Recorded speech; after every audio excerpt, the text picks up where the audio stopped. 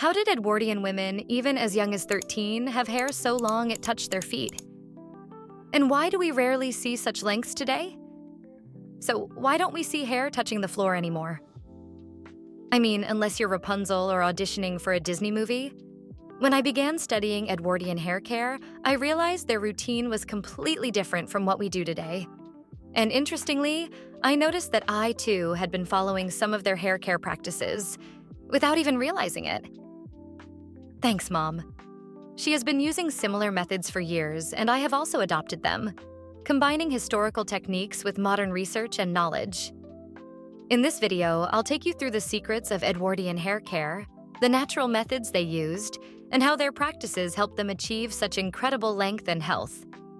And by the end, you may even consider switching to a more historical routine yourself. Infrequent washing. One of the most surprising things about Edwardian hair care is how infrequently they washed their hair. While today many people shampoo daily or every other day, Edwardian women typically wash their hair once every 2 weeks, or even once a month. Now, before you recoil in horror and start Googling dry shampoo stocks, let me explain. They weren't walking around with greasy, smelly hair. In fact, their hair was clean, shiny, and healthy. How? First, they understood something we're only now figuring out. Overwashing strips your scalp of its natural oils, leaving it dry and forcing it to produce even more oil. Cue the greasy hair cycle we all know and hate.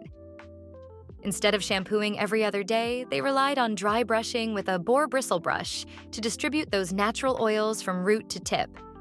This kept their hair moisturized, shiny, and clean, without the harsh chemicals. Historical records from San Francisco Call in 1904 back this up, advising women with dry hair to wash no more than once every 3 to 4 weeks. Oily hair? Every 2 weeks. Max. Now, let's talk about scalp oiling. This is one hair care practice that has stood the test of time. And surprise.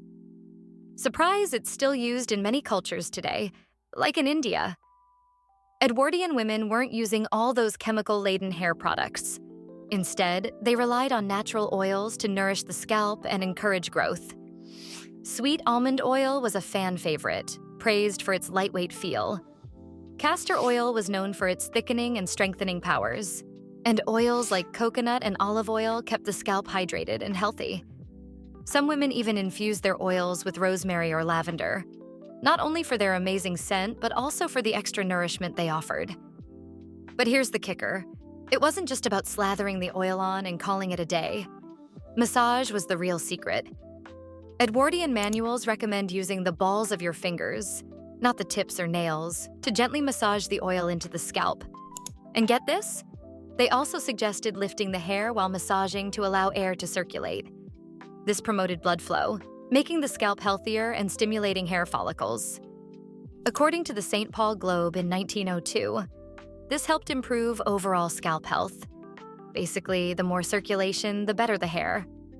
This is something I've been doing for years. A light oil massage on my scalp weekly, and a little on my ends throughout the week. And guess what? Stronger, shinier, healthier hair. Who knew I was channeling my inner Edwardian all along? Here's where it gets interesting. Edwardian women weren't just about fashion. They were all about the long-term health of their hair. They didn't go around wearing tight hairstyles that could pull at the hairline, causing thinning or even balding. No, they were way too smart for that. Instead, they embraced looser, voluminous styles that provided height and fullness without straining the scalp. A daily style that was super common was the soft, voluminous low chignon. The hair was gathered at the nape, but styled with relaxed, lifted sections at the crown, adding that signature Edwardian volume. And speaking of volume, Edwardian women loved it. They styled their hair up more often than not, as it was a common trend during that era. They wore their hair in updos, where the hair was gathered, pinned, and secured into place. And of course, those updos were designed to give that perfect full-bodied look without putting too much tension on the scalp. Now, let's talk about brushing. Before applying any oils, Edwardian women made sure their hair was tangle-free. They did this by dry detangling, gently using a wide-tooth comb or their fingers. They never yanked through knots. Instead, they worked from the ends up, slowly smoothing out the tangles. Once detangled, they reached for their trusted boar bristle brushes, not just for styling, but for an important job: distributing natural oils throughout the hair. Some Edwardian manuals even recommended 100 brush strokes every night. After digging into Edwardian hair care, I realized something that really surprised me. Their focus was always on long-term health. They styled their hair in protective styles like braids, buns, and updos to keep their hair safe from damage and breakage. This is exactly why their hair stayed long and healthy. Personally, I've always gravitated toward braids instead of ponytails. Why? Because braids are perfect for protecting hair. They tuck the ends away, reduce daily manipulation, and promote healthier hair growth. Less breakage, more length. I've learned over time that while hair grows, breakage is what keeps us from seeing those long lengths. Edwardian women understood this, which is why they were so careful about how they handled their hair.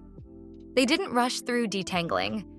Instead, they used wide-tooth combs and soft brushes, starting from the ends and working their way up. They used natural oils like coconut or castor oil to keep hair soft and manageable, and they sectioned their hair to work through it gently. At night, they braided their hair to prevent tangles while they slept. And if they encountered a stubborn knot, they didn't pull it out. They used their fingers or a little oil to gently work it loose. No yanking. By handling their hair with care, they were able to maintain length and keep it healthy. And you know what? Their methods work. They still work. If you want longer hair, focus on protecting it. Growth isn't the problem. Breakage is. So after diving into the hair secrets of the Edwardian era, one thing is clear. They knew what they were doing. Their approach to hair care was all about protecting and nourishing their hair, rather than constantly styling and washing it. And honestly, a lot of their methods still make sense today. Now, I want to hear from you. Would you ever try an Edwardian-inspired hair routine? Or are you more of a modern hair care person? Let me know in the comments. If you found this video interesting, don't forget to like, subscribe, and hit the notification bell so you don't miss out on more hair care secrets from history and science. Thanks for watching, and I'll see you in the next one.